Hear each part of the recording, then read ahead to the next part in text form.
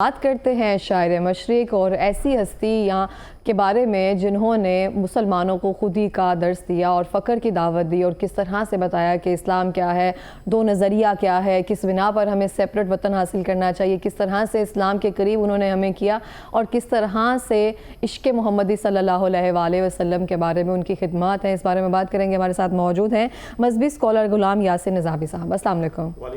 جی سر، کیسے ہیں؟ جی الحمدللہ سر بہت شکریہ فرسٹلی پروگرام میں تشریف لانے کے لیے، اور سیکنڈلی سر میں آپ سے پوچھنا چاہوں گی کہ اسلام کے لیے علامہ اقبال رحمۃ اللہ علیہ کی خدمات کو آپ کیسے دیکھتے ہیں؟ بسم اللہ الرحمن الرحیم۔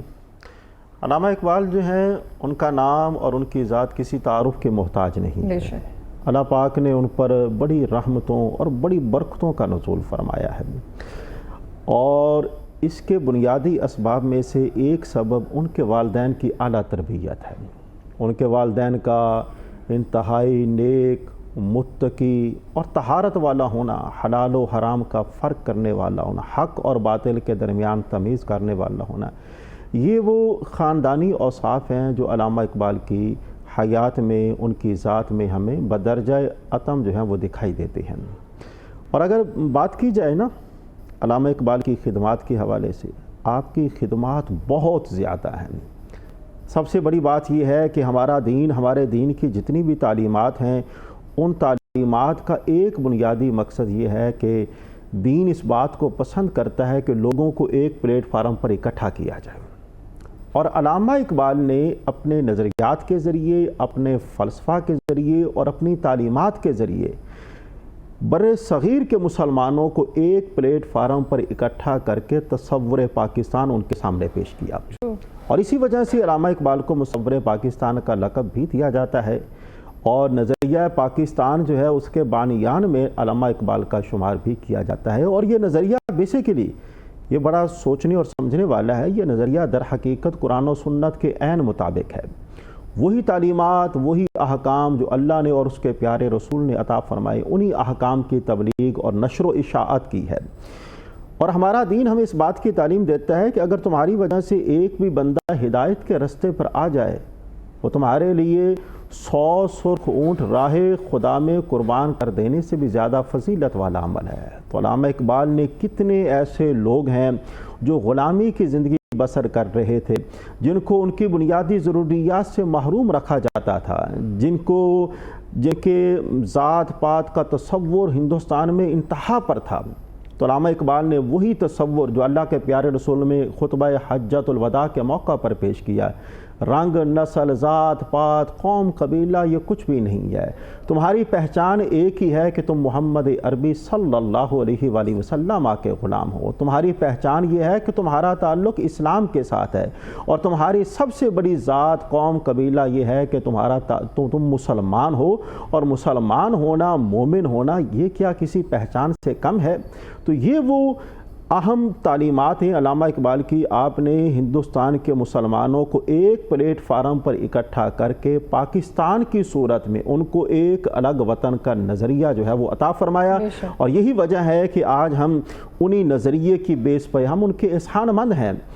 ہم ان کے احسان مند ہیں کہ انہی کی احسان مندی کی وجہ سے، ان کی نظر رحمت و شفقت کی وجہ سے آج ہمیں ایک آزاد ملک جو ہے وہ نصیب ہے، کہ جہاں پر ہم اپنی مرضی کی زندگی جو ہے وہ گزار سکتے ہیں، کہ جہاں پر ہم آزادانہ اللہ اور اس کے رسول کے فرمان پر عمل کر سکتے ہیں۔ تو اس لیے دیکھا جائے کسی شخص کو ہدایت کے رستے پر لانا، دوسرے نمبر پر اہل اسلام کو ایک پلیٹ فارم پر اکٹھا کرنا، یہ بہت بڑی خدمت ہے۔ دنیا کے اندر شاذ و نادری ایسے لوگ ہیں، بہت کم لوگ ایسے ہیں کہ جنہوں نے لوگوں کو ایک پلیٹ فارم پر اکٹھا کیا ہے، اور یہ اعزاز اور یہ آنر جو ہے وہ اللہ پاک نے علامہ اقبال کو عطا فرمایا کہ آپ کی تعلیمات کے ذریعے، آپ کی شاعری کے ذریعے، آپ کے خطوط کے ذریعے اور آپ کے بیان کے ذریعے، جس طرح کے خطبہ الہ آباد جو ہے، آپ نے ان کے ذریعے لوگوں کو ایک پلیٹ فارم پر اکٹھا کرنے کی کوشش کی۔ مسلمانوں کو آپ نے علامہ قائد اعظم محمد علی جناح کو، وہ آپ کی کوششوں سے وہ بارہا اس بات کا اظہار کرتے ہیں، بسا اوقات یوں لگتا تھا کہ میرے اندر ہمت نہیں ہے، میرا حوصلہ جو ہے وہ جواب دے جاتا تھا، لیکن علامہ اقبال کی شاعری کے ذریعے، علامہ اقبال کی باتوں کے ذریعے مجھے وہ حوصلہ ملتا تھا۔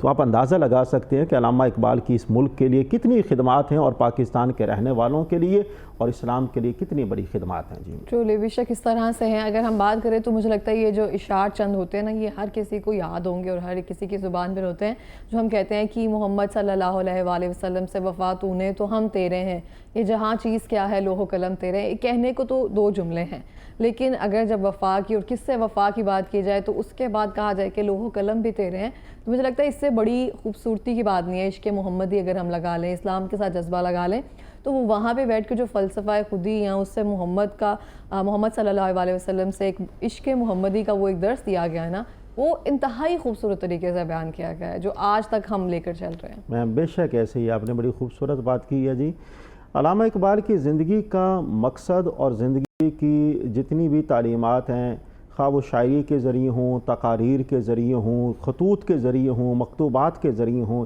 ایک ہی چیز ہمیں آپ کی تعلیمات کے اندر نمایاں دکھائی دیتی ہے، اور وہ ایک چیز کیا ہے؟ عشق رسول، محبت رسول۔ جس طرح کہ آپ نے یہ شعر پڑھا ہے، زبان زد عام ہے جی کہ محمد سے وفا تو نے تو ہم تیرے ہیں، یہ جہاں چیز ہے کیا لوح و قلم تیرے ہیں۔ علامہ اقبال ہمیں اسی بات کا درس دیتے ہیں، اے لوگوں دنیا کے اندر دیکھا جائے نا، میں بارہ دیگر یہ والی بات عرض کرنا چاہوں گا، دنیا کے اندر دیکھا جائے ہمارے رسول کی ہستی وہ مبارک ہستی ہے کہ جس ہستی کے نام پر ہم تمام کے تمام لوگ جو ہیں وہ مر مٹنے کو تیار ہو جاتے ہیں، جس نام کی سربلندی کے لیے ہم اپنا سب کا سب کچھ قربان کرنے کو تیار ہو جاتے ہیں، تو اس نام کے ساتھ لائلٹی ہماری یہ ہے کہ ہمیں ان کی تعلیمات کو اپنانا ہے، ہمیں ان کے احکام پر عمل کرنا ہے، ان کے ساتھ محبت کرنی ہے، اور ان کے ساتھ نسبت رکھنے والی ہر شے کے ساتھ محبت کرنی ہے۔ علامہ اقبال کی حیات مبارکہ میں ہمیں یہ چیز بڑی نمایاں دکھائی دیتی ہے کہ جس شے کو نسبت رسول حاصل ہو جائے، یہاں تک کہ مدینہ منورہ کے در و دیواروں کا آپ اپنے خیالات کے اندر، اپنی اشعار کے اندر تذکرہ فرماتے ہیں، اور یہاں تک کہ اگر مدینہ منورہ کے سے کوئی شخص ملنے کے لیے آ جاتا، آپ اس کا اٹھ کر استقبال فرمایا کرتے تھے اور آپ اسے سونگھا کرتے تھے۔ آپ فرماتے ہیں کہ تمہاری ذات اور تمہاری ہستی سے مدینہ منورہ کے در و دیواروں کی خوشبو آیا کرتی ہے۔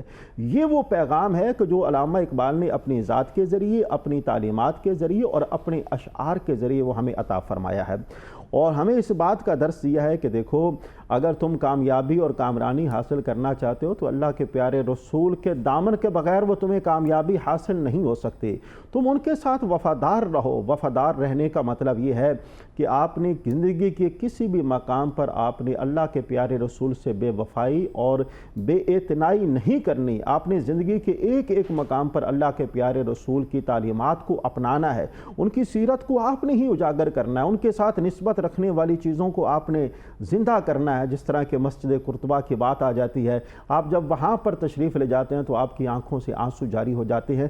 آنکھوں کا جاری ہو جانا اس وجہ سے ہے کہ یہی وہ مسجد ہے کہ جسے اسلام کا مرکز قرار دیا گیا ہے، یہی وہ مسجد ہے کہ جس کے ساتھ اللہ کے پیارے رسول سب سے زیادہ محبت فرمایا کرتے ہیں۔ آج اسی مسجد کے دروازوں کو بند کر دیا گیا ہے، تو بند کرنا جو ہے اسی بات پر آپ جو ہے آپ کی آنکھیں جو ہیں وہ اشک بار ہو جاتی ہیں۔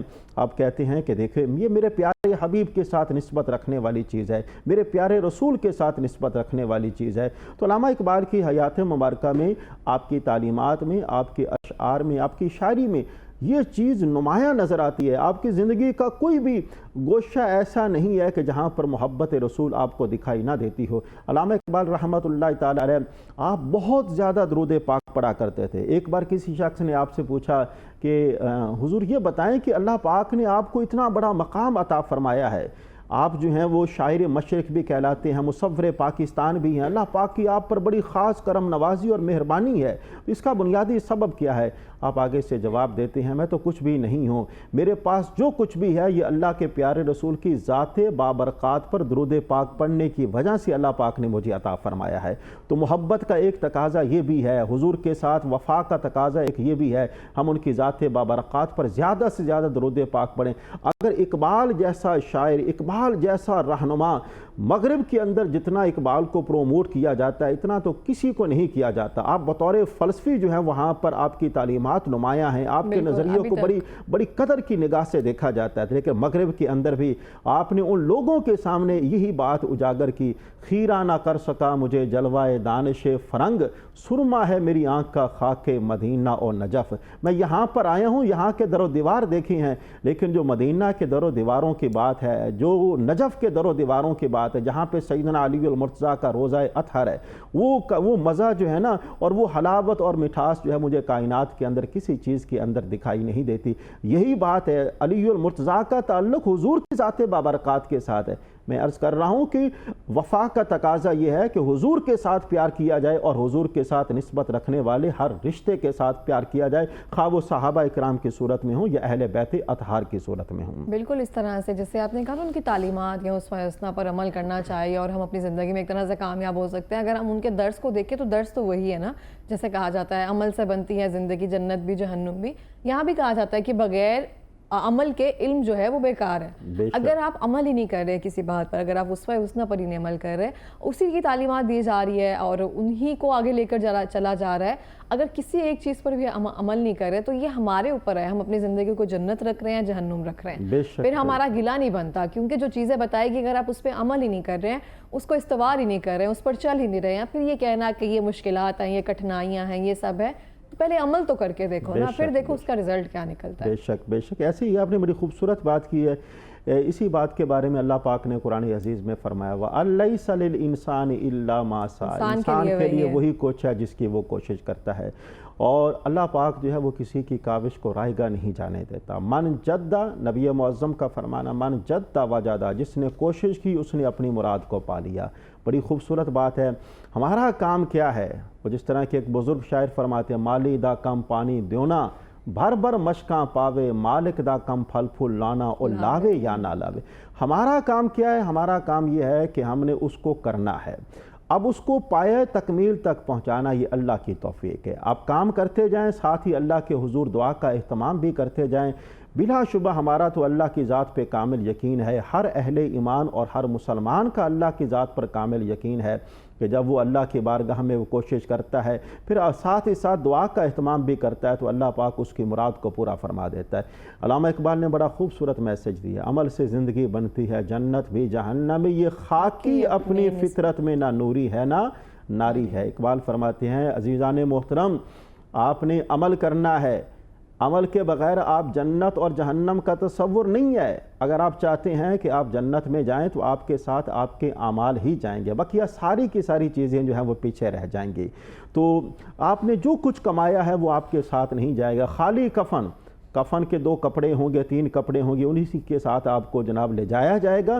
اس کے اندر تو جیبیں وغیرہ بھی نہیں, آپ نے خالی ہاتھ یہاں سے جانا ہے. لیکن اگر آپ چاہتے ہیں کہ آپ کو یہاں سے جاتے وقت کلمہ طیبہ کی توفیق نصیب ہو, پھر آپ اعمال کیجئے. انہی اعمال کی برکت سے اللہ پاک دنیا سے جاتے وقت آپ کو کلمہ طیبہ کی توفیق عطا فرما دے گا. اور آپ قبر میں جائیں گے تو قبر اندھیری کوٹھڑی ہے, اس اندھیری کوٹھڑی کو روشن کرنے کا ذریعہ یہ ہے کہ آپ عمل کریں گے. اس عمل کی برکت سے اللہ پاک اس اندھیری کوٹھڑی کو روشن بھی فرما دے گا اور منور اور معطر بھی فرما دے گا. حشر والے دن نفسا نفسی کا عالم ہے.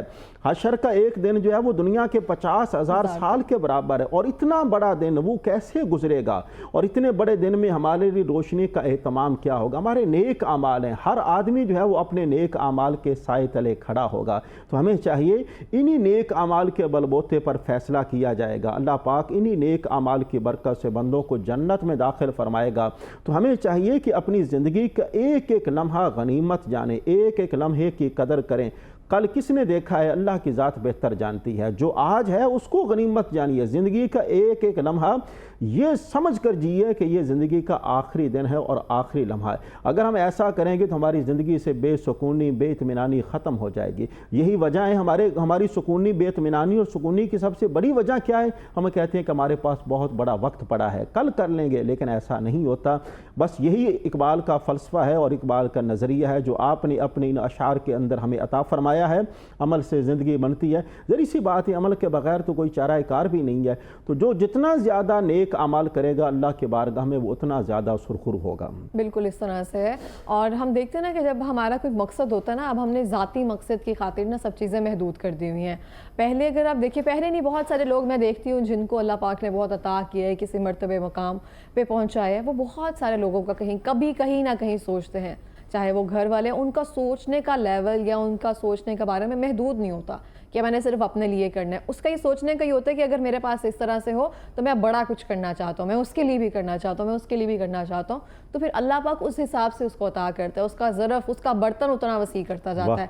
हम अपने बारे में जब सोचते हैं ना कि सिर्फ अपने लिए करना है, मैंने खुद कमाना है, मैंने खुद बड़ा होना है, मैंने खुद फेम कमाना है, पैसा कमा कर अपने बच्चों के लिए बस करना है, तो फिर उतना ही उसको फिर अता किया जाता है। जब आप किसी का सोचेंगे तो फिर आपको ज़्यादा अता किया जाता है। तो ये मुझे लगता है यही एक मैसेज है जो हमें मिलता है कि अपने अलावा आप अपने करीबी जितने भी लोग हैं, आपके पास जो इल्म है ना वो फैलाने के लिए, तो जब तक आप उसका हक नहीं अदा करेंगे तो फिर आप सिमट कर रह जाते हैं। आप इस बारे में क्या कहते हैं? जी बिल्कुल, आपने बड़ी खूबसूरत बात की है, बिल्कुल ऐसे ही है। और यही दीन इस्लाम की बुनियादी तालीम है, जिसको हमदर्दी का नाम दिया जाता है, खैर खाही का नाम दिया जाता है। खैर खाही का मतलब क्या है कि आपने दूसरों के बारे में अच्छा सोचना है, आपने दूसरों के बारे में अच्छा कहना है, आपने दूसरों के बारे में अच्छा करना है। अगर आप ऐसा करेंगे तो इसका मतलब ये है कि आप खैर खा और हमदर्द इंसान हैं। आप इस्लाम के अंदर रह सकते हैं, लेकिन जिसके अंदर खैर खाही ना हो, जिसके अंदर हमदर्दी ना हो, और ये खैर खाही और हमदर्दी जो है ये हमारे अंदर एहतराम इंसानियत पैदा करती है।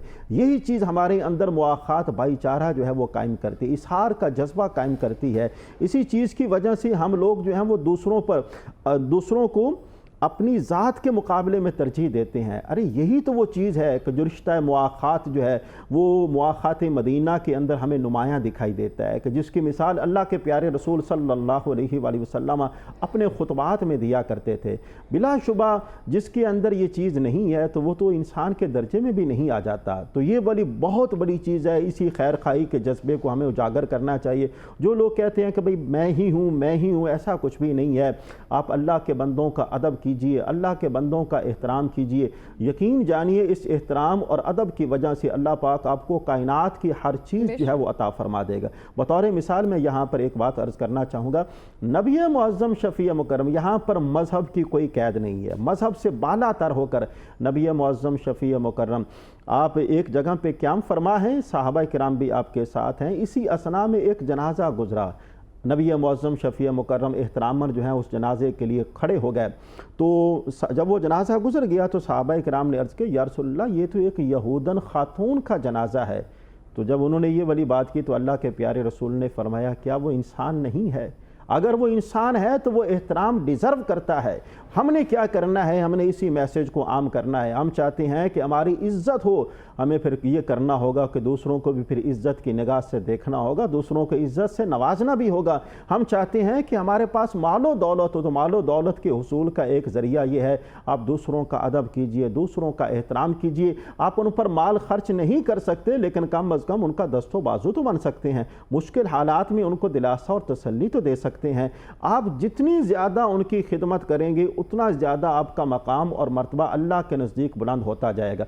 मैं यहाँ पर आज के हमारे जो ममदू हैं अल्लामा इकबाल रहिमहुल्लाह ताला, उनकी ज़ात बाबरक़ात के हवाले से देखा जाए तो तीन चीज़ें बड़ी नुमायाँ हैं। इत्तबाए रसूल, दूसरे नंबर पर नेक लोगों के साथ निस्बत रखना, और तीसरे नंबर पर खिदमत खल्क। अल्लामा इकबाल ने सारी ज़िंदगी इत्तबाए रसूल पर ख़ुद भी अमल किया है और दूसरों को भी अमल करने का दर्स देते रहे हैं। दूसरे नंबर पर आता है नेक लोगों के साथ निस्बत रखना। अल्लामा इकबाल ने नेक लोगों के साथ निस्बत रखी, अपने अशार के अंदर अल्लाह के नेक बरगुज़ीदा हस्तियों का जिक्र फरमाया। तीसरे नंबर पर खिदमत खल्क, आपके दरवाज़े पर जब भी कोई आया है आपने उसे खाली नहीं जाने दिया, खाना खिलाया है, उसकी ज़रूरतों के बारे में उसको पूछा है, जिस हद तक हो सका है आपने उसकी ज़रूरतों को पूरा फरमाया। यही वो बुनियादी तालीमात हैं कि जिन पर अमल करने की वजह से आज इकबाल का नाम जो है वो लोगों की ज़ुबानों पर आम है। आज लोग जो है उनकी बारगाह में खिराज तहसीन पेश करने के लिए उनके मज़ार पर जाकर हाज़िरी देते हैं, और उनके नाम के अंदर अल्लाह पाक ने इतनी तासीर रखी है कि जब उनका नाम लिया जाता है तो क़ल्ब व रूह को सुकून की दौलत जो है वो हासिल होती है। तो जो आदमी चाहता है कि अल्लाह पाक उसे भी कल्ब और रूह की दौलत नसीब फरमाए, फिर उसे ये वाले 3 तालीमात जो हैं उसको ज़रूर अपनाना होगा। और इन्हीं 3 तालीमात के बगैर इज़्ज़त का कोई तसव्वुर नहीं है, दौलत का कोई तसव्वुर नहीं है। अल्लाह पाक हर किस्म की बीमारी से महफूज फरमाता है। जी, बहुत शुक्रिया सर आपका प्रोग्राम में तशरीफ़ लाने के लिए।